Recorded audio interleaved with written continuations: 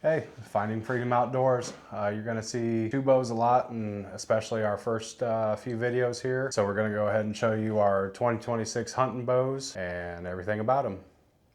I might switch, I but well, yeah, you got a 2026. So we're start with the 2026. Yep. Okay, we got a brand new 2026 Matthews Arc 34, 29-inch draw. After the strings have settled, it's 82-pound draw. I went to ABB strings. I like purple, so we got some custom ABB launch strings. Yep. Purple peep. I ended up going with a kisser button and a nose button this year. Definitely never going to shoot without a kisser again. We'll see about the nose button. I do like it. Hamsky Raptor peep. That is 3/8. 3/8. Sight. The sight, well, let's take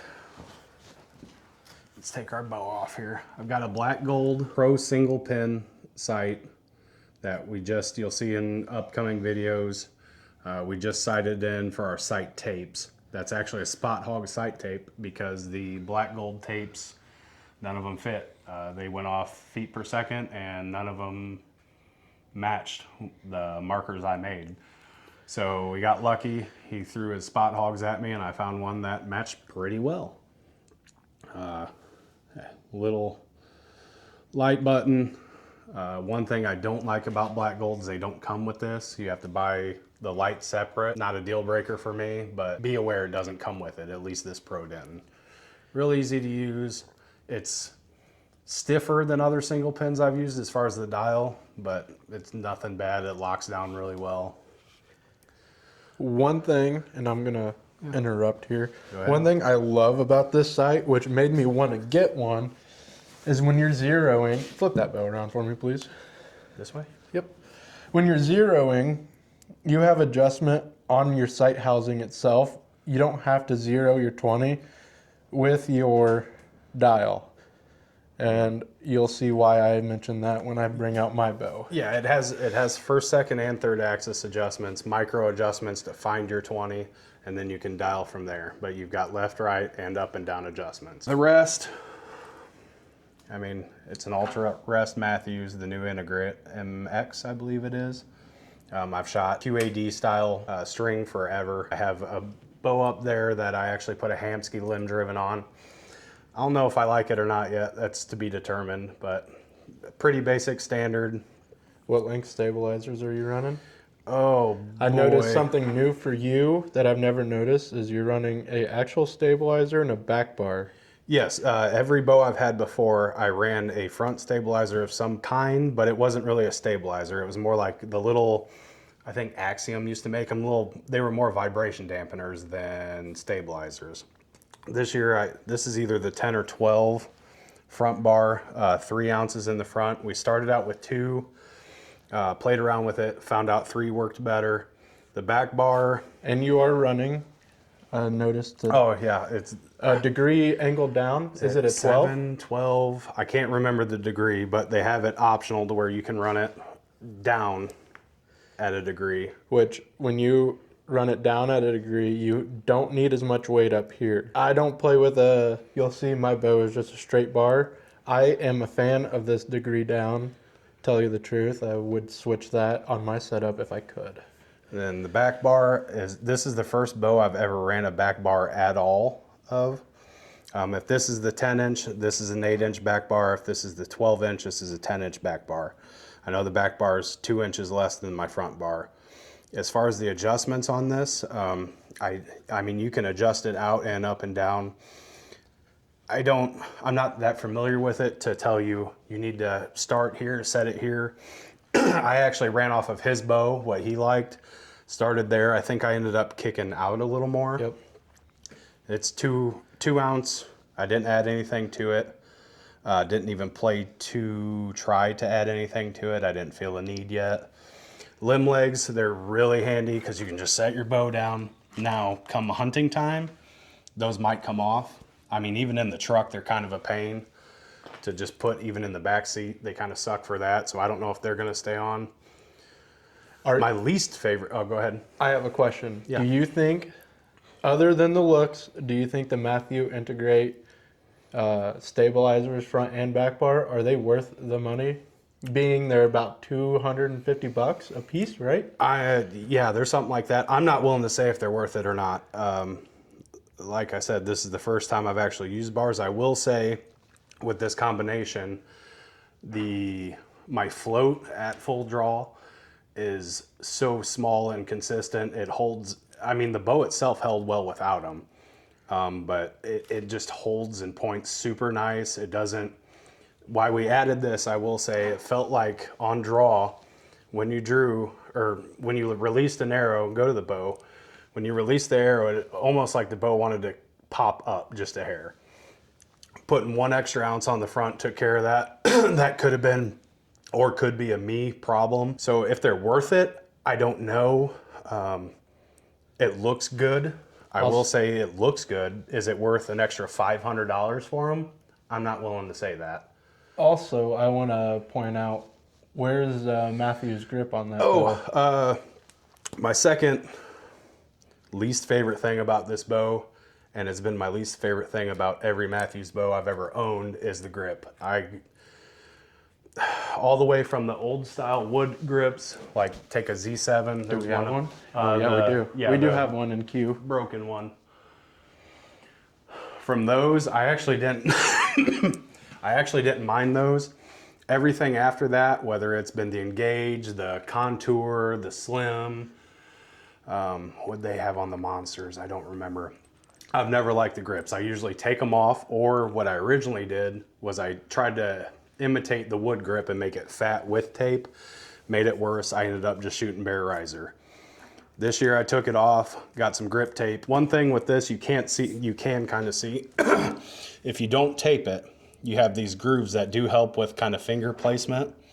I can still feel them through the tape, and my hand now really only this finger touches it anyway, so it's kind of redundant, but I just like the feel of having, it's soft. I can, like, I don't know if you can hear it, but it basically, in my eyes, smashes into the pocket of my hand at draw.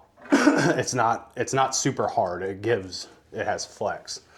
But yeah, Matthews grips, and I've shot Matthews forever. I love Matthews. I guess I'm a bit of a fanboy of them. I hate their grips, always have. My least favorite thing about this bow is this quiver. My least favorite thing about Matthews is the quiver. On paper, it detaches great. It looks good. How to use it, you slide it in here. Low Pro, right? Yeah, it's their new Low Pro one piece. To put it in, you slide it in the bottom, and once it's there, you'll know because it's got a solid back wall. Whether you lock this in or not, how you're supposed to do it, I don't know. But then the top just, I don't know how to be able to see it real well. It just slides into this groove.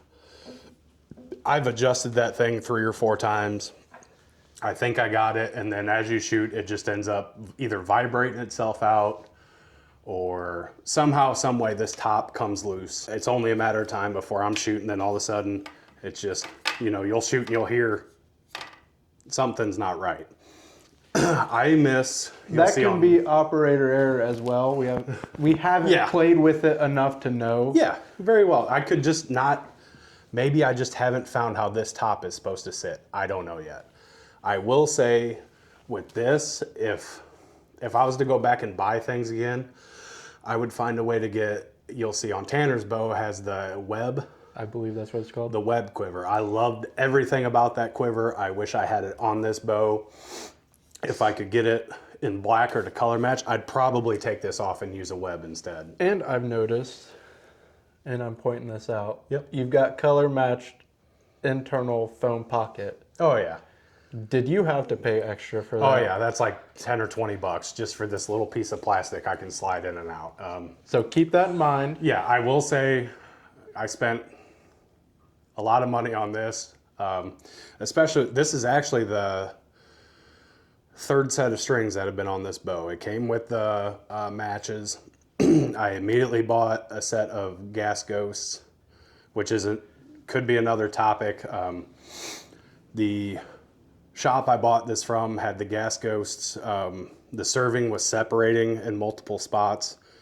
They said they had all kinds of trouble getting them on. Anyway, they didn't last. Flip it around, because This is kind of one of the catalysts of us opening a bow shop, honestly. and I'm going to speak on this, when they installed it, instead of taking the time to run that screw out, pull your entire roller out, then running your draw or your control cables in, they smashed them in and forced them through and cut a butt.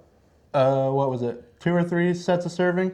Yeah, it was deep. Like 3 strands of serving were popped out, which if it was up here, no issue, because it's not, affecting I wouldn't much. say no issue, but not the biggest deal in the world. It was right on the roller. So you shot what? It was less than 100 shots before you could watch every shot, it would unravel more, to the point of I didn't want to shoot it, and it wouldn't have been smart to keep shooting it. So the ghosts never got their fair share. Also, it was way out of time too from the shop. You can see here. I'll take this off. The tuning on this bow's the easiest bow I've ever tuned.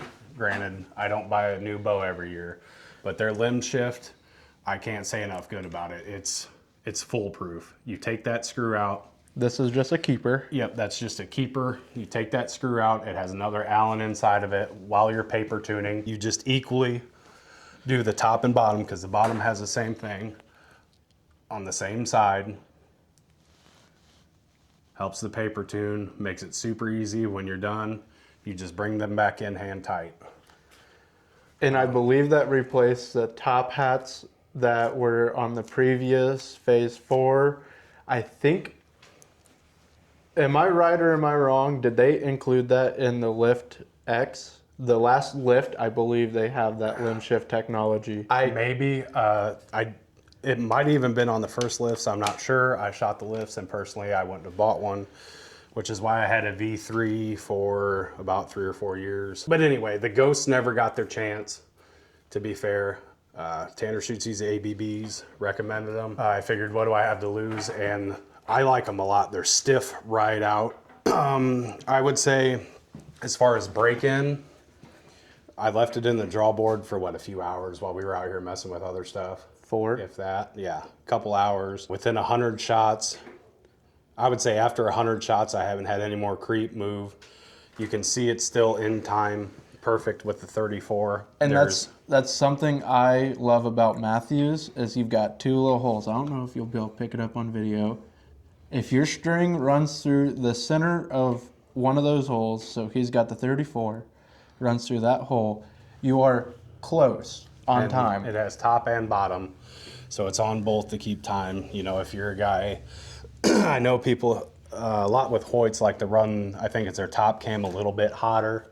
You can physically easily see for which cam, which one's hot, because this is the same cam that's on the Arc 30. It's the same cam, different timing holes. I think that's really it. My arrows. Yeah, go over your arrows real quick. Well, I'll speak what I can, and then he'll fill in. He's the arrow guy.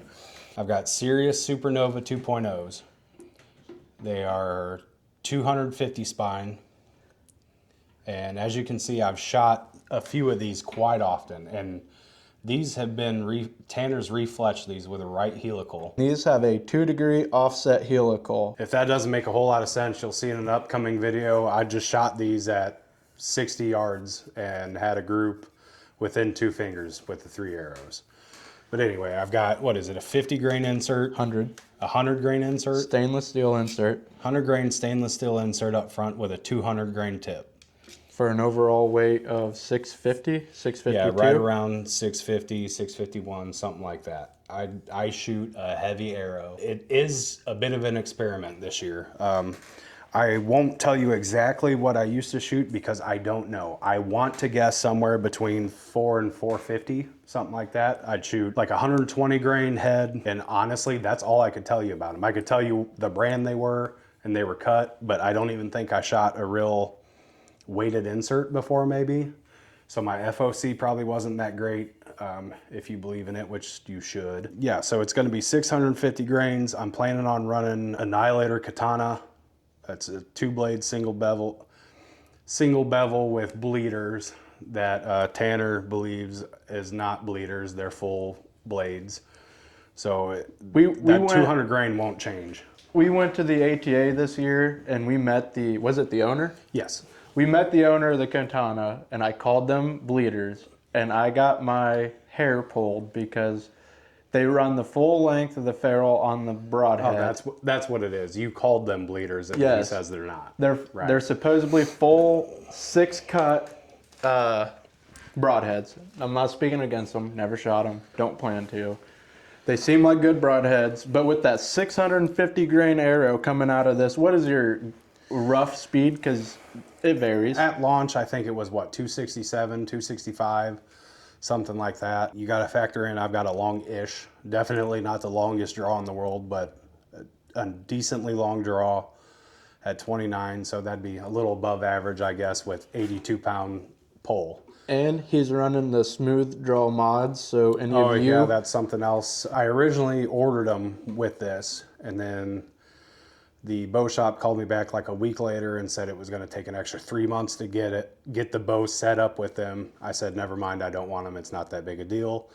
Didn't even pay attention when we first got the bow, and one night we were in here messing around and just kind of realized that they do have the Z mods on them. So maybe that contributes a lot to, I think it's a super smooth bow. It's not, I've never had a big problem drawing back a bow, whether it's whatever.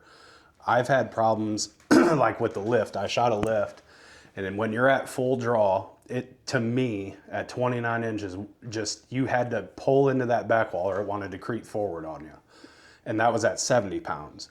I cannot stand a bow that wants to jump. My Monster, which was my other 80-pound bow I had, I can't remember if it was a 6 or 7. I had a chill, but the 80-pound one, it was the same way. It was super jumpy, and it had a kind of a rough draw cycle. It was hard all the way through. This, I'd say it draws better than my V3, and my V3 was about 68 pounds once the string settled in. Tanner, yeah. I'm right-handed. He's southpaw. I can draw this bow back with my left hand. No issues at all. And it's comfortable to draw back. It's not like I'm straining and putting a lot of stress on my rotator cuff. It's for the offhand, it's a very smooth draw. This could be a body problem as far as muscle memory. I don't know if you've ever tried to draw a bow back that was meant for the opposite hand with your offhand. So for me, a right-handed bow.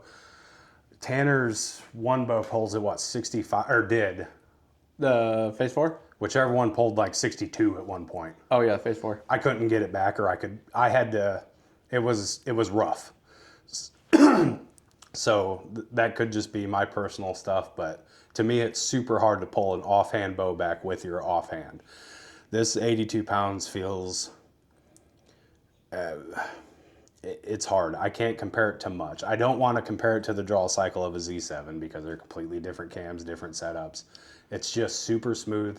The back wall's there and you can relax in that back wall. I have no fear of it creeping. I know if I creep, I've been holding long enough to where my front bow arm is either shaking or starting and it'll come this way. I don't have it wanting to jump forward.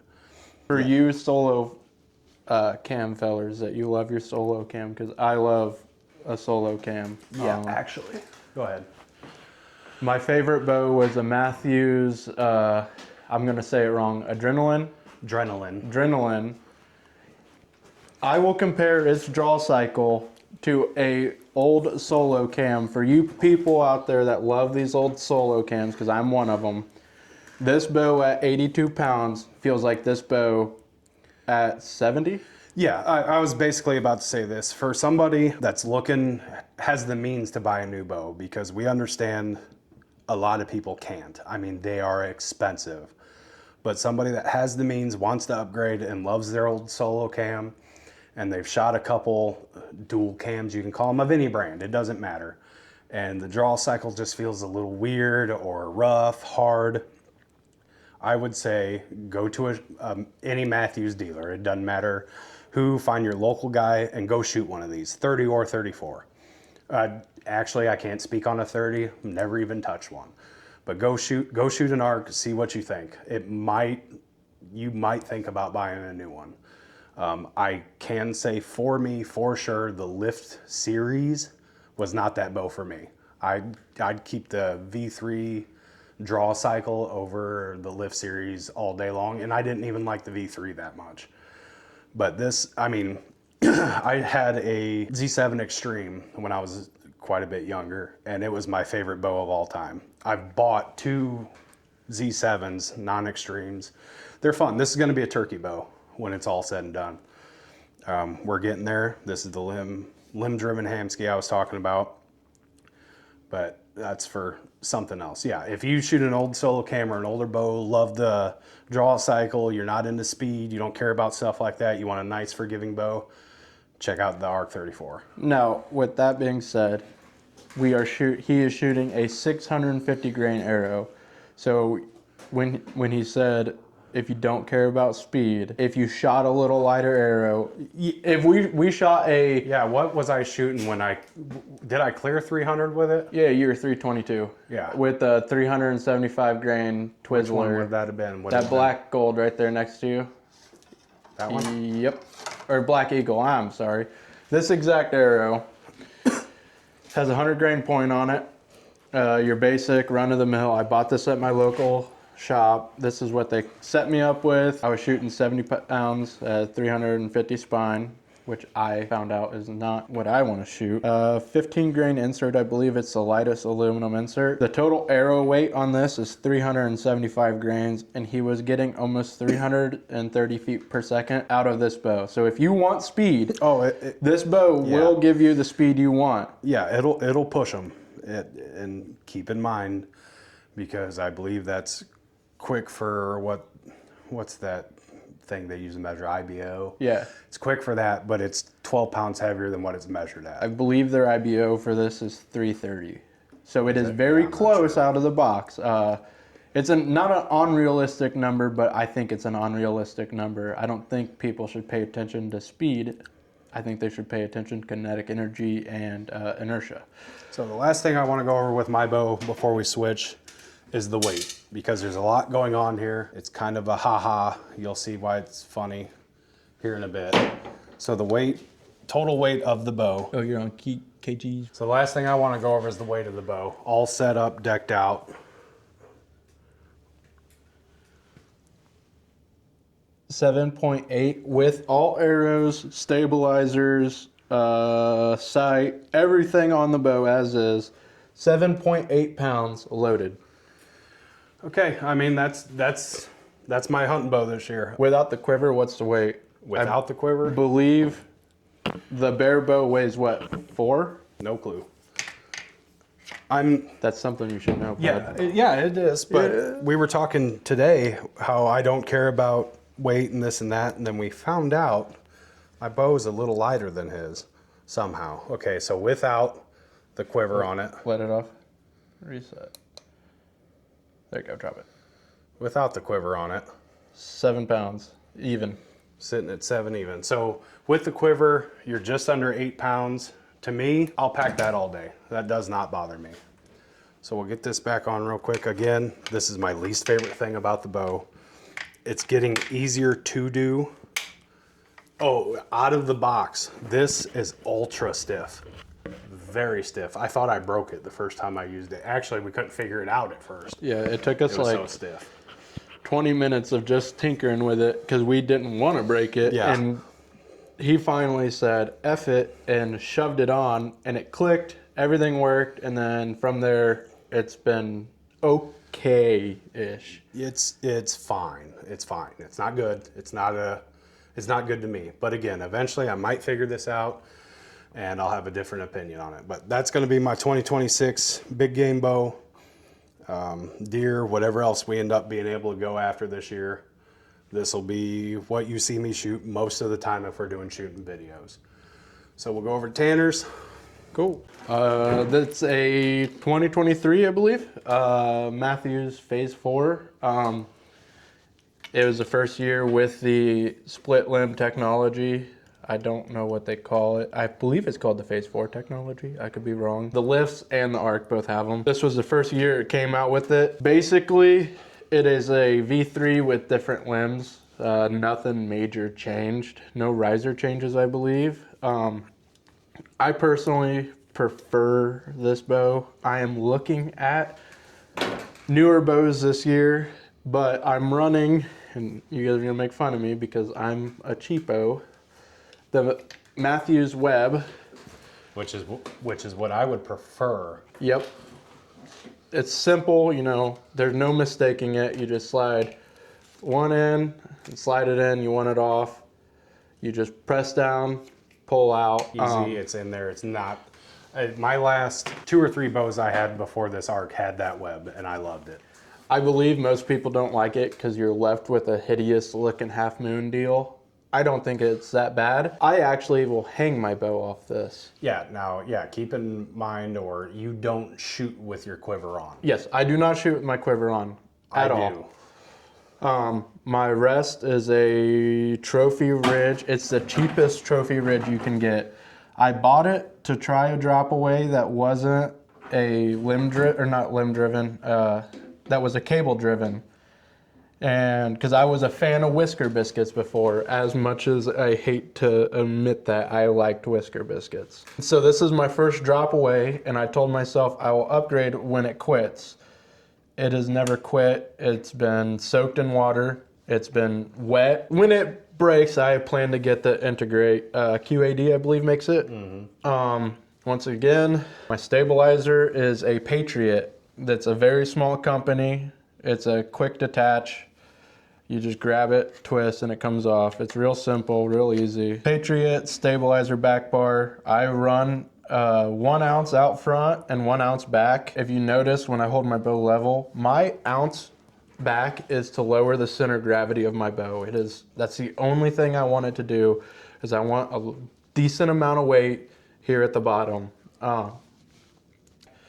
My strings are...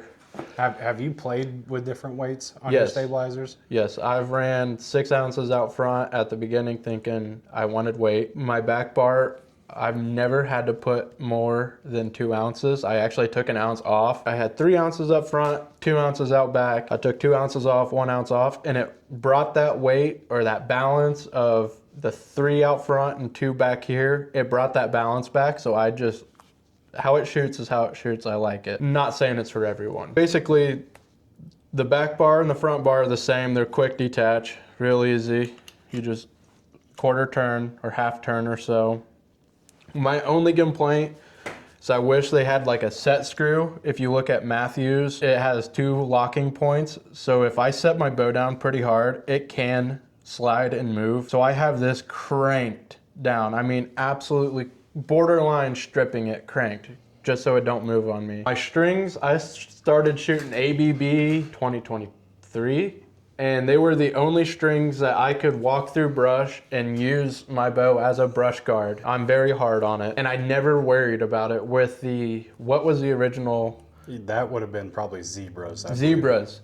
I had Zebras on this for 6 months, and then I freaking accidentally dry fired it, and it blew apart. Speaking of, is that your marks?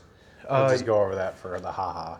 Yeah, this is my oopsie. This is where the speed knock, where underneath your heat shrink wrap right here is your speed knock. So you can see where it slapped it right here and right there. I walked into the bow shop and they thought that this is how I marked it, where I killed deer. Now I got little silver marks up there for that. I don't believe there's much changed with the cam between before you go on to cams and stuff like that, those strings are pretty new. How long you had a different set of ABBs? Yes, How long did they last and all that? I had a set of ABBs with no issues for a little over a year, a season of hard hunting. I hunt a swamp, they get wet. I am notoriously not waxing my string. And then I'll over wax it in the off season and then don't wax it at all during the deer season. I did mess up, and it's my fault. When I was learning how to work on bows with the old set of strings, I let this side slip off, and it slipped down into the top hat, and it frayed like 4 strands of serving. It was enough that I bought a new set of strings, and those strings weren't out. So I went with the color I'm gonna go with every time. ABB are my strings. The Launch, they're $230, right, Dan? I believe so. You can pay about an extra 100 and get them expedited. Wouldn't recommend. Well, I mean, to be fair, I did that and I got them, what, 1 day quicker than you did? Yeah. Yeah, so it's $100 worth 1 day? Not really. That's being said, that's in the off-season spring when most people put away their bows and they don't look about it. I'm sure if you order it when they're in high demand, like midsummer when everyone's pulling their bows out or most people are starting to think about deer hunting, I think you might have a little better chance of paying the extra money. I'm running 70 pounds with these strings so far. I haven't had any string stretch. I had a little bit of peep turning, but I don't use a case for my bow. When I travel, my bow gets tossed in the back seat and it doesn't get no special treatment. My sight, I run a Spot Hog Boonie. There was something I needed to show on mine that wasn't on yours. Do you remember what that was? Oh, yes, I remember. So with the Spot Hog, Where do you want me to be here? here, I'll come this way. This will be a little easier. Okay. With the Spot Hog, right, my 20 is there. Let me get super close, okay? I can have this much more adjustment. In order to find your 0, you have no up and a down adjustment on the housing itself. It's all in your slider. So you give up some good yardage trying to use the slider. I could probably drop it down 1 more bolt, maybe. I might run into the stopper at the bottom. It's a minor complaint. I still get, if I toss an arrow in it, I still get 73 or 74 yards before I start getting some impact on my sight. Okay. I had a Viper extra large Sidewinder, and I could only get 67 yards out of it. It doesn't have that much adjustment. But the one thing I will say I love about the Spot Hog is this lock. I can adjust this lock so it's really stiff to move. So like I can have it stiff and movable, but I don't have to lock it down every time. The Sidewinder had no locking. So there was a lot of times when I was hanging in the saddle, I'd set my bow against the tree and it would bump it from like 20 yards to 26 yards. Not a major complaint, but it's a complaint that needs to be heard because the locking mechanism is overlooked on a lot of sites, I believe. I don't have anything special going on with this bow. It is a older bow. I love it. I don't know if I'm gonna upgrade. I've been looking at the Hoyt, the new Hoyt, but I'm not too sure yet. I might run this for 1 more year. Real quick, your little wristband there, why do you run one of those? I run a sling because when I shoot, oh, and while we're on the grip, the first day I got this bow, I ripped that, excuse my language for those who love Matthews, that stupid freaking grip off. It is terrible. I hate it, I hate it, I hate it. And I wrapped some Wilson tennis racket tape on it. I like a bear riser. It's ugly underneath. Matthew, if you ever listen, please make it not ugly underneath so we could just run a bear riser. Thank you. But as you can see, it is ugly underneath. It's got a bunch of holes, which is obviously weight saving. Please just make real thin side plates or something without having to pay $100 for them. Thank you. I just run real thin grip tape because I like a firm when I grab. I only hold my bow with 2 fingers. So that what the sling is there for is when I shoot, there's nothing holding my bow. I just let it drop and I catch it with my tips of my fingers like that. There's a many times that I shoot my bow and it just goes like this. And that's all it does. I don't like to touch my bow when I'm shooting per se. It sits in my lifeline right here. That's all it does. You can see where the contact of my hand is on the bow. That's all the contact I've got on the bow as I shoot. I shoot 248, 250 feet per second out of my arrows. Yeah. I'm shooting, let's get a pretty one. You have a pretty one? No, they're a year old. I'm shooting the Sirius Supernovas, standard diameter 2.0s with 150 grain point, 100 grain insert. These are actually not helical. These are offset straight. And that's to change here real soon now that I have my own capabilities of building my custom arrows. I don't like the nocks. I opted to buy these nocks thinking I would like them. They're the 2-click style knock. So when you put it on, you might be able to hear it. Let's do it while you do it. I bite them and open them up. That one's a terrible idea or terrible visual. Let me squeeze it back down like I don't like it. It's originally like that. So you have 2 clicks. I think it's a little tight. They are designed for a heavier, real heavy arrow. Yeah, they're designed for about a 700 grain arrow. Not that it really matters, but to me, I would change that. I bite them open. 600 grain on the dot. I shoot a 600 grain arrow, 250 spine. These are spine aligned, nock tuned, bare shaft. I put about a week of work into every dozen arrow that I build for myself. If you would like a set of custom arrows built by me, shameless plug. And you can see I'll add, I mean, he's got some writing on it, but on all his, he has these marks just for his own. They're with like a Sharpie where he's nock tuning. You'll come to find Tanner is the arrow builder. Here's a good one to show you. This is actually, he'll explain it much better than me. this is actually a hunting arrow. So this line is where I start, and that's where I finished. So if you would like, shameless plug, if you would like a set of arrows built by me that are spine aligned, they come out of the box, halfway tuned, custom built. I will build light grain arrows with the precision if you would like. What I do is I cut them all an 1/8 inch thick or a little longer, and I hand sand them all down to the exact length. So every arrow is exactly the same. There's no play, there's no mess up. I think we'll do, I mean, go ahead, but you should do a video of how building them, start from, scratch. Okay. But yeah, so you'll notice if you buy a custom set of arrows from us, your labels will not match because I'll hand spin all the bare shafts.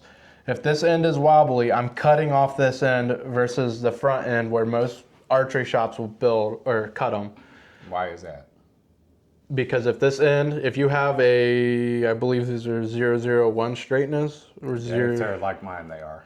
They are 001 straightness, but if this end has a wobble in it and they're a 31-inch shaft and I need to cut 4 inches off of it, there's a greater chance you'll cut the 4 inches of the wobble out, so they will all spin nock true and point true. So the reason most shops don't is purely cosmetic to make everything look pretty on the... Cosmetic and time. If I build a custom set of precision arrows, I make little to no money off of them just because of time. I can bust out a dozen arrows in an hour if you don't care about having precision arrows. If not, it's about a 2-day, 3-day lead time for a dozen. Which is what a lot of your shops are going to do. Yeah, a lot of your shops are going to buy a dozen arrows. They're going to measure one arrow, slam it in the saw, spin it, cut it, grab another one, spin it, cut it, grab another one, spin it, cut it. Whereas I'll hand spin every single one of these, nock and point, or whichever way. And whichever one has the more variance, I cut off that end. So your label might be here, your label might be here. It depends. If you don't like that, then don't buy the precision arrows. Yeah, if you just want, say you buy a half dozen, a dozen of these, and if all you want him to do is put pretty color fletchings on it, he'll do that too. We will, because I make money off that. That's where I make money, so don't be afraid to say it.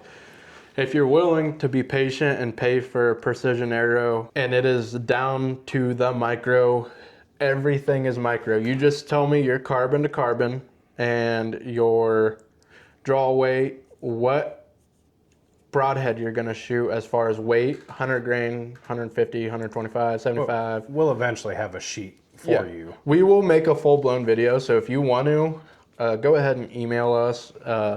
We'll link our email somewhere around here if we can figure out how to do that. But that's my arrow setup for this year. Back to the bow. This year, the only thing I changed was my sight. Everything else has been the same since I bought the bow. It's been beat to hell or beat to crap, whatever you want to say. I've got, I don't even know what let off I've got. Probably 80 if I was to guess. 85. 85? Yep. Okay. I've got a 85, 70 pound mods on this. I'm running 70 pounds. My preferred is 72. It just clicks with me. I don't know. Don't matter. Oh, and if you're looking at this little thing, this is my good luck charm. I put them on all the bows I have, and I got Dan to put it on his. I didn't mention it in mine, but he threw one on mine. We'll see how much good luck it brings, but we'll see. It's just a piece of braided copper. It's nothing special, but it's mine. Right. But that's my bow for this year. And you have interest in getting a new Hoyt next year or two. I have interest in upgrading, whether that's an arc or a Hoyt. I don't know. We'll see if I stick with it again, or if you'll see a bow setup or a bow build coming to light. If I do upgrade to the lift, nothing on this is going on the lift except for my web and the arc. The arc. Thanks for that catch. That'd be terrible. If I do upgrade to the arc, the only thing staying is the boonie and the web. This bow will probably get just some cheapo sights and become like a little pea shooter, backup-ish bow. That's a little note with my bow too. My black gold, I've had that on 3 bows now, I believe. I just haven't found a reason to get rid of it. This is the first bow I've had where it has that light you can buy, but I've never found a reason to get rid of that sight. I love it. Speaking of that, on this boonie, they don't come with a light. I don't think they come with a light. This one didn't come with a light. Spot Hog, please put a freaking light in your... We're paying $300 for a sight. We should get a light. Black gold. No, I could be wrong. I might have just ordered this one a little goofy. Not saying they don't come with a light, but you're paying good money. You should get all the available add-ons. So at the moment, if you upgrade, it's going to be either another Matthews or a Hoyt. Yep, I'm intrigued with the Hoyt Alpha AX 333, just because the one thing I like about the top hat system in this, one set of top hats, you can swap them and get basically everything you need. With the Hoyt, you have to buy a kit, and I'm glad they came out with this one doesn't have it, but they've got the limb pocket adjustment. That was my biggest gripe with Hoyt. With that being said, it's the same light risers as the AX2, I believe. I don't think they added much or did much. So I'd have to take them to a shop, a dealer, because we aren't dealers yet. We're working on it. Big yet. That's in the books, but I am going to try a arc. I've already shot his arc, the left-handed. I loved it left-handed. Oh, I shot it left-handed. Well, that's when I ordered my bow, because I had to order it. I'm cursed being left-handed, all that good stuff. I shot a right-handed arc, pulled it back, I don't know, 10 or 12 times, and that alone made me take the leap on ordering it. One thing you missed on your arc is the silent connect system comes with that little knob. Oh, yeah. And years before, Matthews came out with their silent connect system for bringing your bow up in the tree. This year, it's integrated into the riser. I've never used it. I just use paracord. I might try it now, but I don't know. Yeah, when I drag my bow up a tree, I just do a half hitch, 2 double stacked half hitches on this, and I just rip it up a tree. If it falls, it falls. It's hunting. Yeah. So there's the bows you're going to see a lot. That being said, that's my 2026 setup. It's subject very heavily to change. I would like a new bow. Hoyt or Matthews, if you're listening. And I know I kind of not really pooped on Matthews, and I kind of pooped on both of them. I'm real. I'm going to tell you what I don't like and what I do like. I'm not going to suck up to one brand and say it's the best. There's no problems. Now, I will add a little. He's talking Matthews and Hoyt. Darton, I like that Tri-Tech. Yes. I shot that Tri-Tech at the ATA show this year. I loved the Tri-Tech. Other than, I don't like how it's the Tuner. The tuner was plastic. I would like to see how that holds up. Other than that, Darton, Matthews, Hoyt, if you're listening and you want to help a poor feller out, aspiring archer, bow shop owners, whatever you want to call us, influencers, and you want to help us out and send us a new bow, I will genuinely review it with all honesty. That might bite me in the butt, but if I don't like something, I'm going to tell you. I'm not going to lie to you, people. Yeah, that's being said. I said I'm a Matthews fanboy, and I am. I have no problem saying I hate their grips. I don't really care at the moment for their new quiver. I mean, I'm going to be honest about it. Oh, I do want to say, I will say, Matthews, you make one freaking tough bow. I don't know if you'll be able to see it. On all my bows, they've all got beat up cams. This has been dry fired. Cam is beyond beat up. Yeah, I've also already derailed that once, wherever it is. I derailed it with that string that's on it, actually. Yeah, I was sitting down in that chair, shooting sitting down. Some stuff happened, I was irritated, and when I went to let down, it derailed. Probably because I torqued it bad, but it derailed, not a problem. Put the string back on it, tossed it in the press, put the string back on it, and I don't think it was even out of paper tune, was it? No, but very slightly. A quarter inch out of the paper tune. Very slightly, but it didn't lose time. Nothing. It was, we put the string back on it and we're shooting again. You guys, Matthews, I'm speaking, and Hoyt, make some of the toughest archery equipment I've handled. Yeah, and that's something, if you know, we like a lot of things, but we want a bow that's going to hold up, number one. The worst thing I can think of is to be in this tree stand in a blind, running around, brush busting like he does with his, and something go wrong. Sure, it's going to happen no matter what. It's inevitable something will and can happen. You can't scratch it all out. Yeah, but if you have a bow that you find to be tough, let us know, because we might end up shooting it. We'll give it a shot. I am a very bad person. I use my bow as a walking stick. I mentioned it before. I hunt a swamp, so I climb up and down a very steep, it's vertical ditch bank. I use this bow as my walking stick to get up and down that ditch when I'm entering and exiting my woods. It is abused every day. The cam's been submerged underwater. Nothing's been an issue that I've noticed or had experienced yet, but I am very rough on my equipment. And I'm going to be the same way with the ARC. I'm not going to, run it over with a truck by any means. I mean, if you send us a free bow and want us to run it over, I'll run it over. Yeah, we'll run it over at that point. But I mean, in all seriousness, it's going to go through its paces. I'm going to treat it basically the same way Tanner does his. I don't want a bow that I have to baby.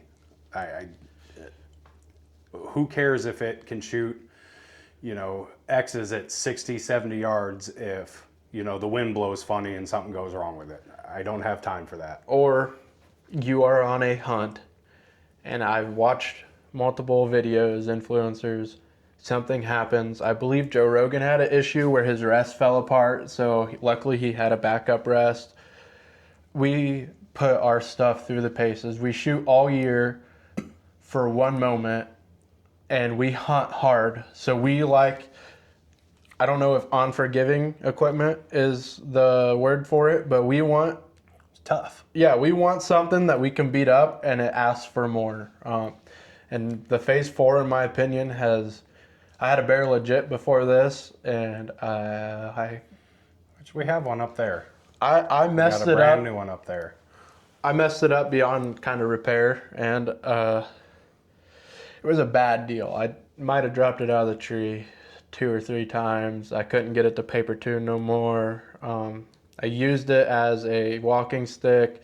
You draw back and the cam would sound like it had marbles in it. Nothing against it. It's a $400 bow. It's what you expect. It was tough. It lasted. It did its job. I killed multiple deer with it. This was my major upgrade, and I was afraid to spend $1,400 on a bow that I'd use as a brush whacking tool. I walk through thick brush, thick cattails, and when I'm walking through, I'm using this to open a trail, and I use it in water, use it in cold, gets wet. I don't clean it, I'm sure you can tell. It's all dusty, dirty, and I just throw it around. So if toughness is what you want, the Matthews Phase 4 so far has been bulletproof. For a few years. It's been dry fired, it's been blown up, it's been thrown, it's been underwater, muddy, so muddy that the bottom cam was all muddy at one point in time. I like it. It's a tough bow. I'm not going to complain. So this is possibly my 2026 setup. With that being said, go out, shoot your bow, get lost, take an adventure, and Find your bow. yeah. Find your freedom. See you next time.